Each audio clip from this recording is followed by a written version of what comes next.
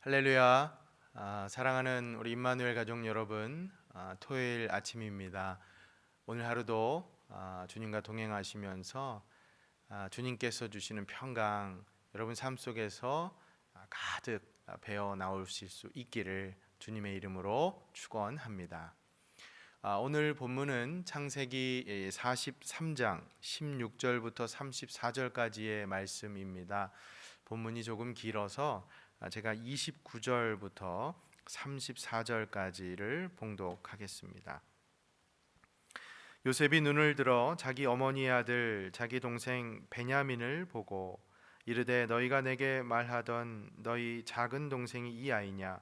그가 또 이르되 소자여 하나님이 내게 은혜 베푸시기를 원하노라. 요셉이 아우를 사랑하는 마음이 복받쳐 급히 울 곳을 찾아 안방으로 들어가서 울고 얼굴을 씻고 나와서 그 정을 억제하고 음식을 차리라 하매 그들이 요셉에게 따로 차리고 그 형제들에게 따로 차리고 그와 함께 먹는 애굽 사람에게도 따로 차리니 애굽 사람은 히브리 사람과 같이 먹으면 부정을 입음이었더라. 그들이 요셉 앞에 앉되 그들의 나이에 따라 앉히게 되니 그들이 서로 이상히 여겼더라. 요셉이 자기 음식을 그들에게 주되 베냐민에게는 다른 사람보다 5배나 주매 그들이 마시며 요셉과 함께 즐거워하였더라. 아멘. 말씀을 위해서 우리 함께 기도하겠습니다. 하나님 아버지, 오늘 우리에게 이 귀중한 새 하루를 허락하여 주시고 하나님의 은혜 가운데 살게 하여 주심에 감사를 드리옵나이다. 하나님, 이 시간 말씀 앞에 대하는 우리의 심령 깊숙이 성령께서 역사하여 주시어서 모든 만물을 충만케 새롭게 역사하시는 성령의 역사 말씀을 통해 우리 안에 다시 한번 경험케 하여 주시고 하나님 오늘 이 말씀을 통해 새 힘을 얻고 독수리가 날개쳐 올라감 같이 다른 박질하여도 곤비치 않고 걸어가도 피곤치 않은 그런 하루가 될 수 있도록 성령께서 역사하여 주시옵소서. 감사드리며 예수 그리스도의 이름으로 기도드리옵나이다. 아멘. 여러분 몰래카메라라는 말이 있죠. 한국의 사실은 이 유명한 이 TV 프로그램이었잖아요. 잘 아시겠지만 이 프로그램의 특징은 출연하는 이 연예인 당사자들에게 그 상황을 이 방송 내용을 알려주지 않고 곤란한 이 상황에 빠뜨려서 그들의 반응을 관찰하는 그런 프로그램이었습니다. 일종의 관찰 카메라 형식이죠. 그리고 이제 나중에서야 그 숨겨진 카메라가 저기 있다라고 이제 보여주면서 당신의 반응을 보기 위해서 했던 몰래 카메라입니다라고 이렇게 모든 것이 다 정체를 드러내는 그런 형식이었습니다. 여러분 가만히 생각해 보면요, 여러분 이 몰래 카메라라는 것이 참 보는 사람으로 하여금 즐거움을 주고 또 기쁨을 주었지만 생각해 보면 참 고약한 그런 느낌도 주지요. 왜냐하면 다른 사람은 다 아는데 이 당사자만 모르고 그래서 어떤 상황이라도 우리는 항상 늘 바르고 정직하게 살아야 한다라고 하는 그런 교훈 그걸 좀 갖고서 살아야 하기 때문이죠. 몰래카메라의 특징이라는 게 그렇습니다, 여러분. 나는 모르지만 누군가가 지금 나를 살피고 있기 때문에 나를 계속해서 보는 누가 날 보든 보지 않든 사실 나는 정직하게 그렇게 내 양심에 비추어서 옳게 살아야 한다는 교훈 그것을 우리가 얻게 되는 것이죠. 안 그러면 정말 남에게 보이기 싫은 나의 치부를 다 드러낼 수가 있기 때문입니다. 여러분 오늘 이 본문 가운데도 몰래카메라가 등장하죠. 요셉의 몰래카메라, 형제들의 반응을 살피기 위해 했던 요셉의 몰래카메라. 여러분 생각해 보면 우리의 삶도 또한 정말 이 몰래카메라 같지 않습니까? 하나님께서 우리를 다 감찰하고 계시잖아요. 물론 하나님께서 우리를 속이고 그리고 일부러 골탕 먹이시려고 그렇게 꾸민 그런 몰래카메라가 아니죠. 하지만 비록 나 혼자 있는 순간이라도 하나님은 내 곁에서 나를 다 지켜보고 계시다고 하는 것. 그분은 우리가 무엇을 하든 그래서 다 알고 계시다고 하는 것. 그래서 마치 우리는 하나님 없다는 듯 내 마음대로 모든 것을 다 할 수 있다고 생각할 수 있을지 모르지만 하나님께서 우리를 다 보고 계시다는 것이죠. 사랑하는 여러분, 오늘 이 말씀을 통해서 우리가 다시 한번 이런 결단을 하면 좋겠어요.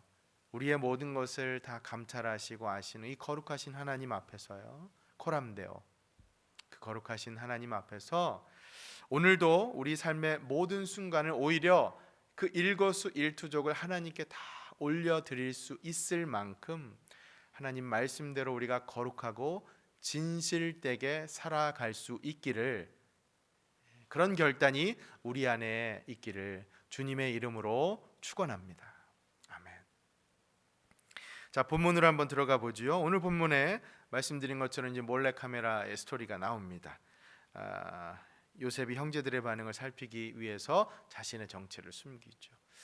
여러분, 요셉이 형제들을 처음 만났을 때 그 심정이 어땠을까요? 요셉이 형제들을 용서할 수 있었을까요? 아니요, 저는 그렇게 생각하지 않아요. 쉽게 용서하지 못했을 것 같습니다. 분명 어린 시절 함께 자랐던 이 동고동락했던 그 형제들을 보았으면 너무나 반가운 마음이 들었겠지만, 하지만 자신을 팔아 넘긴 그 형제들을 요셉은 쉽게 용서하지 못했을 것 같아요. 아마도 이 안에서요, 이 속 안에서 정말 미움과 증오가 계속해서 올라오지 않았을까 싶습니다.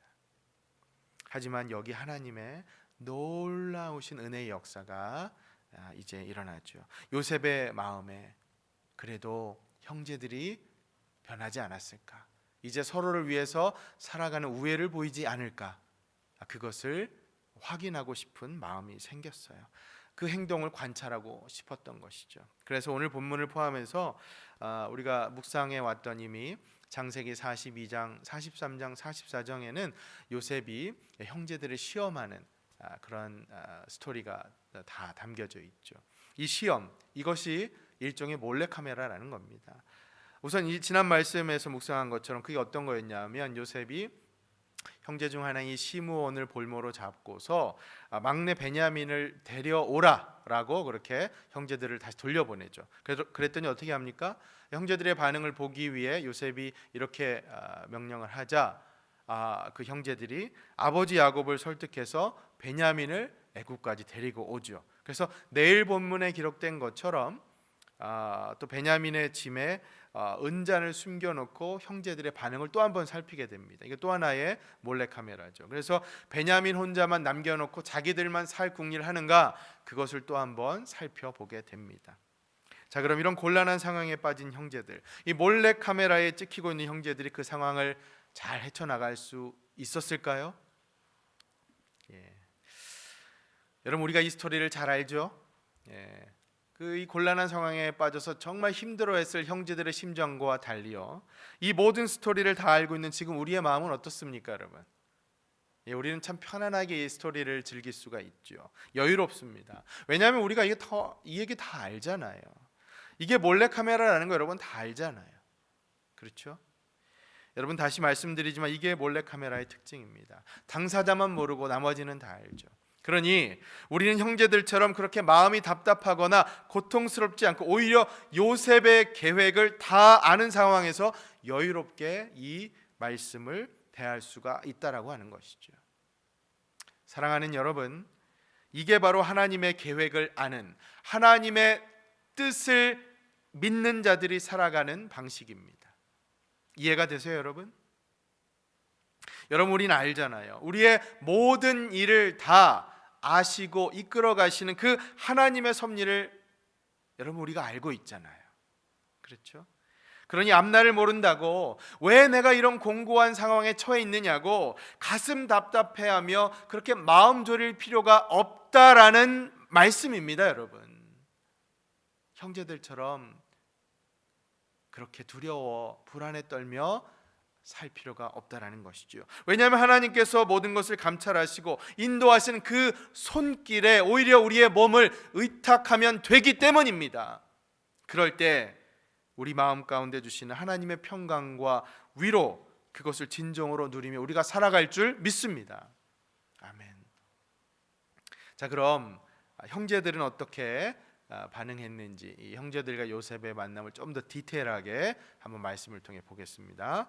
요셉의 형들이 이제 다시 애굽으로 돌아왔을 때, 이제 요셉을 만났을 때 어떤 일이 벌어졌냐면, 형제들이 너무너무 불안했어요. 왜냐하면 곡물을 사러 왔던 사람들, 다른 사람들하고도 떨어져서 자기들만 특혜를 대접받는 것이 예감도 좀 불길했고 찝찝했고, 지난번에 돈자루에 자신들의 이 자루에 돈이 들어 있었던 것도 내심 계속해서 마음이 걸렸어요. 그러니까 혹시나 그로 인해서 자기들이 노예로 팔려가는 것은 아닌가, 이 노심초사를 했죠. 그 심정을 잘 담은 말씀이 바로 18절 말씀입니다. 저희가 봉독하지 않았는데 43장 18절을 한번 같이 보면 좋겠습니다. 그 사람들이 요셉의 집으로 인도됨에 두려워하여 이르되, 전번에 우리 자루에 들어있던 돈의 일로 우리가 끌려드는도다. 이는 우리를 억류하고 달려들어 우리를 잡아 노예로 삼고 우리의 나귀를 빼앗으려 함이로다 하고. 아멘. 여러분 보세요. 형제들이 불안했어요. 이 캥기는 게 있었죠. 도둑이 제발 저린다고요. 지난번 자신들의 자루에 이 돈이 담겨져 있었던 거, 그게 마음이 걸렸던 거예요. 자, 여러분 여기서 우리가 얻는 교훈이 하나 있죠. 뭡니까? 우리가 진실하라 정직하라 하는 이런 권면들을 들으면 이것은 하나님을 닮아라, 예수님을 닮아라라고 하는 그런 도덕적이고 윤리적인 권면으로 끝나는 것이 아니라는 겁니다. 실제로 우리의 삶이 진실하고 정직하게 살아갈 때 우리는 마음 편하게 살 수가 있다라는 거예요. 정말 두 다리 쭉 뻗고 잘 수 있을 만큼 우리의 삶이 진실되고 정직하게 살아가는 것, 그것이 우리가 이 땅에서 자유롭게, 두렵지 않고 자유롭게 살아갈 수 있다라고 하는 것이죠. 오히려 진실하고 정직하게 살아갈 때 우리 하나님께서 주시는 마음의 평안과 자유가 있다라는 겁니다. 그러니 여러분, 혹여라도 지금 여러분 마음 가운데 걸리는 것이 있다면, 자유롭지 못하게 하는 것들이 있다면 부디 여러분 그것을 하나님 앞에 다 내려놓고 회개하시고, 모든 관계, 다른 사람과의 그 관계에서 어려운 것들을 다 해결하시고 살아가시면 좋겠어요. 진실하고 정직하라, 이게 윤리적이고 도덕적인 어떤 관념으로만 끝날 것이 아닙니다. 실제 우리 삶 속에서 그렇게 살아가야 한다라는 것이죠. 자, 그런데요, 여러분 여기 18절 말씀에 기록된 형제들의 모습에서 뭔가 좀 특이한 것을 발견하십니까? 한 단어가 계속해서 반복돼요. 여러분 그 단어가 뭐냐 하면, 주목할 것이요, 이 자신만을 알던 내 자신이 먹고 살기에, 살아가기에, 생존하기에 바빴던 그 형제들, 그들이 이제 우리라는 의식이 생겼습니다. 여러분 여기 말씀 잘 보세요. 형제들의 발언 속에 유독 우리라고 하는 말이 계속해서 반복됩니다. 우리가 된 형제들의 모습을 엿볼 수가 있는 것이죠. 형제들은 이제 더 이상 한 형제를 희생시켜서 나머지가 살아가자라고 하는 그런 생각 갖고 살지 않고요, 이제는 정말 따로따로가 아니라 하나가 되어서 그 우리라는 의식을 갖고서 살아갈 수가 있게 되었다라고 하는 것이죠. 사랑하는 여러분, 여기 이 회복된 우리, 회복된 이 공동체의 모습을 여러분 보시면 좋겠습니다. 야곱의 가정은 분명 이전에는 아버지 야곱의 그 편에 그 속임 쓰고, 형제들도 자식들도 그것을 그대로 보면서 살아가면서 이런 것들로 인해서 모든 가정에서의 관계가 다 뒤틀려져 있었거든요. 그런데 이제 하나님의 은혜로 그것이 서서히 회복되어 가기 시작했다라는 것이죠. 여러분 이 말씀을 보며 저는 우리가 속한 공동체, 여러분들께서 속한 공동체에서도 동일한 이런 회복의 은혜가 있기를 간절히 소망합니다. 깨어진 관계, 금이 간 그 릴레이션십, 그 서먹서먹 그 어색한 관계, 서로를 헐뜯는 대화, 이제 그런 공동체의 모습을 탈피해서요, 하나님께서 주시는 회복의 은총이 다시금 살아나서 서로를 존중하고 위하고 사랑하는 그런 아름다운 모습이 여러분께서 속한 공동체에서 그대로 실현될 수 있기를 주님의 이름으로 축원합니다. 아멘. 우리 임마누엘 교회에도 바로 그런 모습이 실현될 수 있기를 간절히 축원합니다. 아멘. 자, 그 다음으로요. 계속해서 스토리를 전개해 가면 이제 불안해하는 형제들을 이제 청지기가 이제 안심시켜 줍니다. 달래주고 괜찮다. 형제들이 이제 본격적으로 잔치에 참여하게 되죠. 26절을 한번 보세요. 26절입니다. 요셉이 집으로 오매 그들이 집으로 들어가서 예물을 그에게 드리고 땅에 엎드려 절하니. 아멘. 여러분, 이 장면 어디서 많이 본 장면 아닙니까? 예, 그렇습니다. 요셉의 꿈이죠. 요셉의 꿈이 드디어 현실이 된 것이죠. 여러분, 이때 요셉의 심정이 어땠을까요? 하나님께서 보여주신 그 꿈, 그것이 현실로 정말 완벽하게 성취되는 것을 보고 얼마나 이 마음속에서 큰 동요, 감탄, 이 탐복, 그것이 일어났겠죠. 그렇다. 이 모든 것이 다 하나님의 계획이셨구나라고 하는 그런 깨달음 가운데 하나님께 감사를 올리지 않았겠습니까? 요셉의 그 흥분과 감동 이루 말할 수 없을 것 같아요. 그래, 이후 말씀 보면 베냐민을 동생을 사랑하는 동생을 보고 너무나 그 감동한 마음을 감격해서 혼자 또 따로 가서 또 울기도 하지 않습니까? 아마 여러분들께서도 요셉이셨다면 마찬가지이셨을 것 같아요. 하나님께서 주신 계획들이 정말 꿈처럼 하나하나 이루어져 가는 거, 우리 삶 속에서 그걸 발견하게 되면 여러분 얼마나 그게 감격하지 않을 수가 없잖아요. 여러분 실제로 그런 것들 경험하며 지금까지 신앙생활 해오고 계시잖아요. 자, 그런데요, 여기 요셉의 몰래카메라가 계속됩니다. 32절, 33절을 보세요. 그들이 요셉에게 따로 차리고 그 형제들에게 따로 차리고 그와 함께 먹는 애굽 사람에게도 따로 차리니 애굽 사람은 히브리 사람과 같이 먹으면 부정을 입음이었더라. 그들이 요셉 앞에 앉되 그들의 나이에 따라 앉히게 되니 그들이 서로 이상히 여겼더라. 아멘. 여러분 여기 보세요. 형제들이 서로 이상히 여겼다고 그렇게 표현하고 있죠. 예, 당시에 애굽 사람들은 히브리 사람들과 같이 앉는 것을 도저히 상상할 수도 없는 일이었습니다. 예, 겸상한다라는 건 이거는 동물하고 같이 먹는 것 똑같은 의미였어요. 그런데 지금 형제들하고 같이 애굽의 총리가 말입니다. 더군다나 그런데 그것도 또 나이 순서대로 앉히는 걸 보고 이건 정말 이상하다라고 생각할 수 있었던 것이죠. 형제들은 이 이상한 상황에 여러분 어땠을 것 같으세요? 앞으로 우리가 이 스토리를 잘 아는 것처럼 형제들이 변한 모습을 보여주죠. 이젠 서로를 지키는 사이가 됩니다. 끈끈해졌죠. 그러자 결국 요셉도 그것을 확인한 후에 자신의 정체를 형제들에게 드러내게 되는 것이죠. 자, 오늘 말씀을 이제 정리하면서 이 말씀 우리 삶에 적용해 보겠습니다. 여러분 이렇게 한번 생각해 보세요. 상상해 보세요. 재밌는 상상입니다. 그러나 한번 진지하게 상상해 보세요.